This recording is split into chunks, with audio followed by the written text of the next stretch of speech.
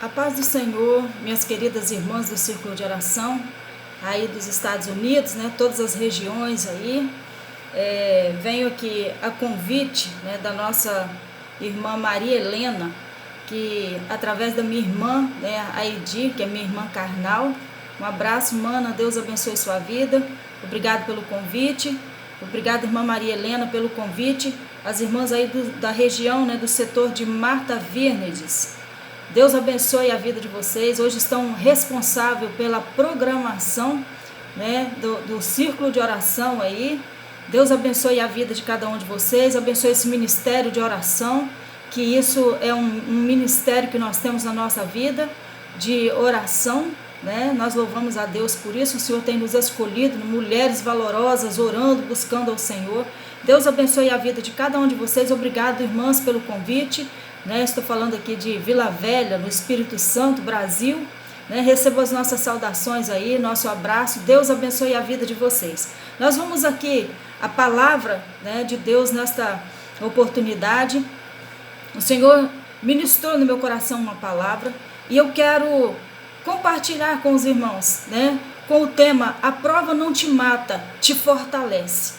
E eu escolhi como texto base aqui, eu estava já meditando, né, na provação desse povo aqui de Israel, né. Eu quero ler com os irmãos aqui Êxodo capítulo de número 2, e o verso 2 e 3, que diz assim: E a mulher concebeu e teve um filho, e vendo que ele era formoso, escondeu-o 3 meses. Não podendo, porém, mais escondê-lo, tomou uma arca de juncos e betumou com betume pés. E pondo nela o menino, a pôs nos juncos à borda do rio.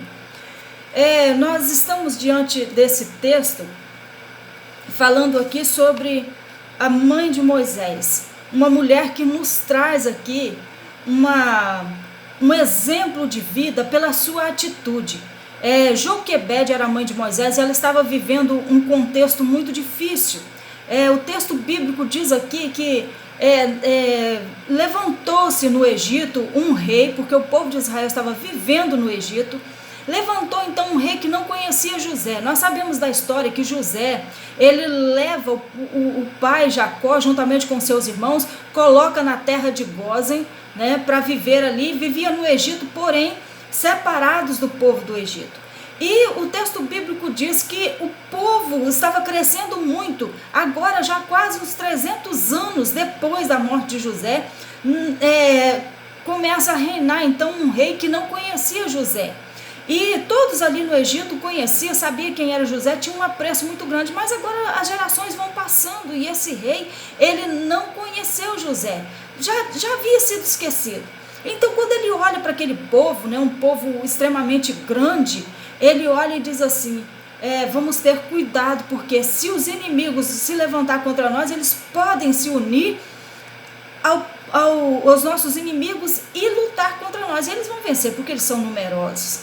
E então, o que o rei fez? Ele começa então a querer a diminuir o povo, fazendo o quê? Matando as crianças. As mulheres poderiam viver, mas os homens não. Era ordem do rei. Ele chama então ali as parteiras para conversar com elas, dizendo: vocês matam os meninos. Quando vocês forem ajudar as hebreias a dar à luz, vocês matam os meninos. Mas a Bíblia diz que as parteiras temeram ao Senhor. E quando o rei questionou por que as parteiras estavam deixando viver os filhos, elas disseram: é porque as hebreias não são como as egípcias, elas são as mulheres vivas. O que ela quer dizer com isso? Que as mulheres são espertas, as mulheres, elas são, né, informadas das coisas, elas não deixam por nossa conta. Quando a gente chega lá, elas já deram à luz as crianças e nós não temos como matar mais. Mas as parteiras estavam temendo ao Senhor e elas não tiveram coragem de matar os filhos das hebreias. Então o que acontece? O rei então coloca uma outra determinação: vai ter que matar todas as crianças, vão ser jogadas no rio. E assim estava acontecendo. Mas diante de todo esse contexto, nós temos aqui uma mulher chamada Joquebede.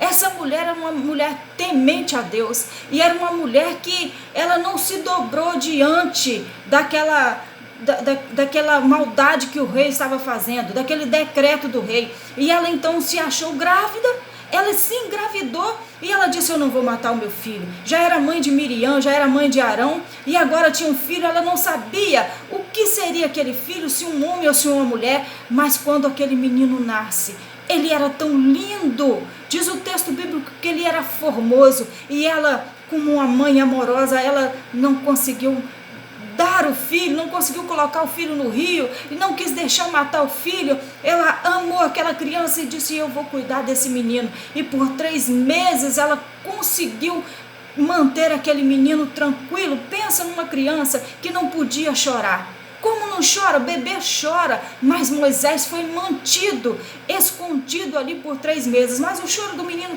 começou a ficar forte, e ela não tinha mais como manter aquela criança sem os outros saberem. Então o que ela fez? Ela preparou uma arca, ela colocou, de uma forma, betumou de uma forma que não entrava água, e ela colocou na beira do rio.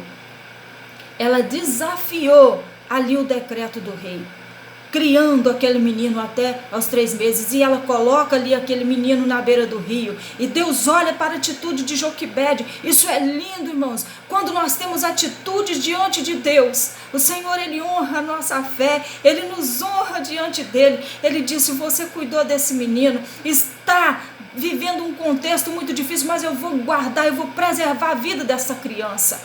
E Deus então preparou a filha de Faraó para pegar aquela criança, para encontrar aquela criança primeiro do que todos, porque se um soldado, alguém passasse por ali, ia colocar aquele cestinho na água. Mas Deus colocou um amor tão grande no coração da filha de Faraó, e ela então adotou aquela criança. Miriam, que estava de longe olhando, ela disse: você quer que eu consiga uma ama para amamentar essa criança para você? Ela disse: eu quero, vai lá buscar. E ela busca a própria mãe. E quando nós temos comunhão com Deus, quando nós temos atitude diante de Deus, mesmo que nós estamos passando por uma provação, o Senhor honra a nossa fé. Foi a mulher que recebeu o salário para cuidar do seu próprio filho.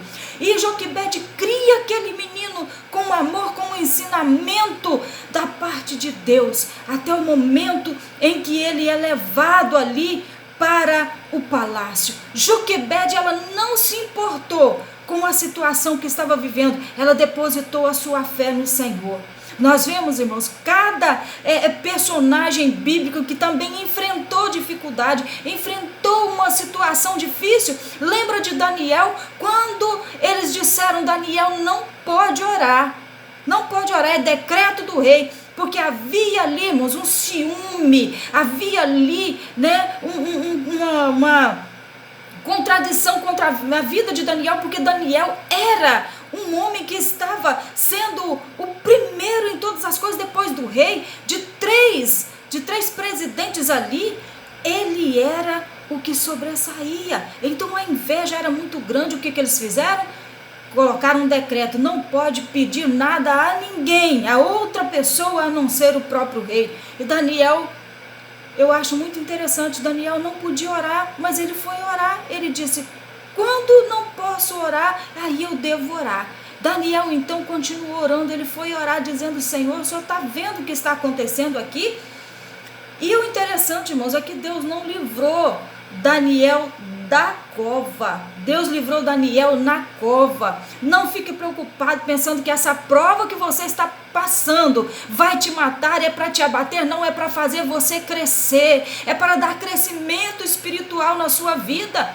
Não se preocupe com o que você está passando. Se você está passando um momento de perseguição, de luta, de dificuldade na sua vida, pega isso, entrega isso nas mãos do Senhor e deixa Deus cuidar para você, porque Ele sabe livrar os seu povo no momento certo. Deus livrou Daniel na cova. Deus guardou ele lá dentro da cova. Ele caiu na cova, entrou naquela cova, mas ele não morreu na cova. A provação não te mata, a provação te faz crescer. O nome de Daniel foi conhecido em todos os lugares. Até hoje nós falamos sobre Daniel, porque foi perseverante.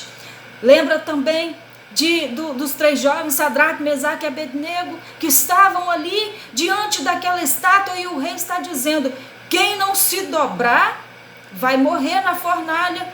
E eles disseram: nós não vamos nos dobrar, porque nós nos dobramos somente diante do Deus Todo-Poderoso. Não tenha medo, irmãos, não tenha medo. Às vezes a gente fica com tanto medo das situações, das circunstâncias que vêm sobre a nossa vida, mas não precisamos ter medo, porque o nosso Deus, Ele garante de estar conosco, de passar conosco.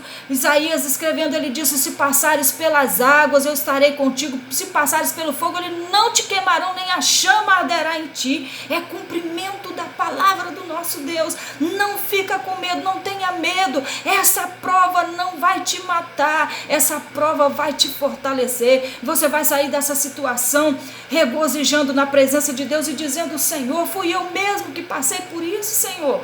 Mas o Senhor, Ele sabe livrar o seu povo. Então essa mulher aqui também, ela aceita esse desafio, cria esse filho, e quando dá o momento de entregar nas mãos da filha do faraó, ela entrega, porque ela sabe que esse momento ela passou, mas ela creu no Senhor. Com toda essa dificuldade, ela creu no Senhor e conseguiu a vitória, porque o filho permaneceu vivo. Estava passando naquele momento ali da morte de todas as crianças, mas o filho dela ficou vivo porque ela creu no Senhor. O que você está passando, Deus vai te ajudar, Deus vai passar contigo. Não temas, creia somente, porque na hora certa a vitória virá para a sua vida. Esta prova não te mata, te fortalece, vai te deixar mais forte. Deus abençoe a sua vida, que você continue perseverando na presença de Deus. Que Deus te abençoe em nome de Jesus. Amém.